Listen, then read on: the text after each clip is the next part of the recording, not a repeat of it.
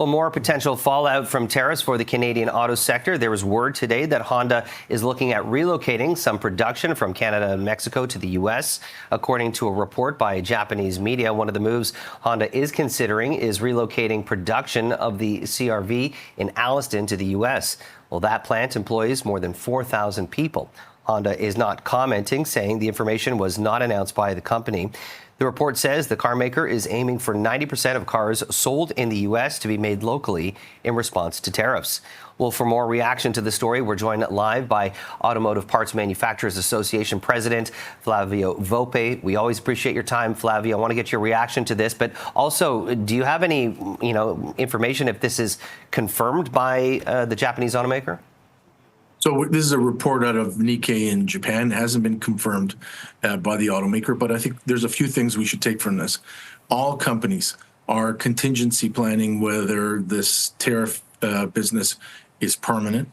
We also all have USMCA on our mind. It's a scheduled review for next year. And then specifically on this company, it's got operations in Canada, the U.S., and in Mexico, including all kinds of other countries around the world.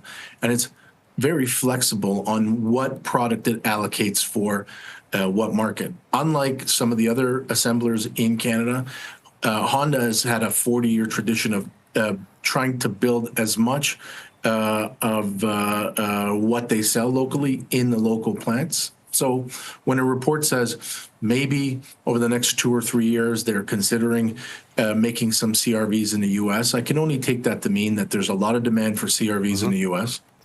But I remind everybody that the top-selling car in Canada is the Honda Civic that's made in that plant, and so it's not a story anybody wants to read. But specifically for Honda, this is a company that made the biggest investment and a commitment in its company's history to Ontario about a year and a half ago, because it sees a 10 to 20 year arc.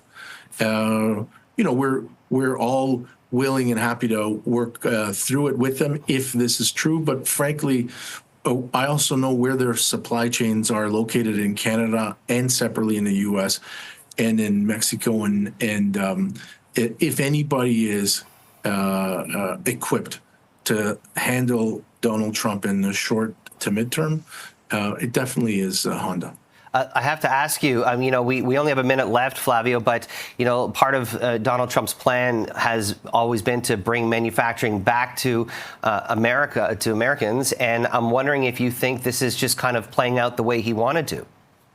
Some of it is. These were never American jobs. They were jobs assigned by executives in Japan 40 years ago to Canada. And not only have we built vehicles together for 40 years, this is probably the biggest single job site, industrial job site in Canada, and in one of the highest rated plants around the world.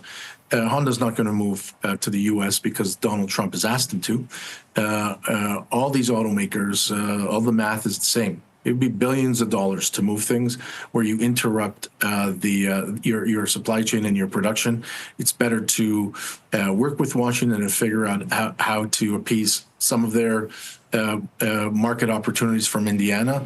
And otherwise, remember that in automotive, you make money when you plan thoughtfully for 10 to 20 years. And Donald Trump is a today problem. Don't make him a tomorrow problem. Unfortunately, that's all the time we have, but we appreciate you joining us, Flavio. Thank you.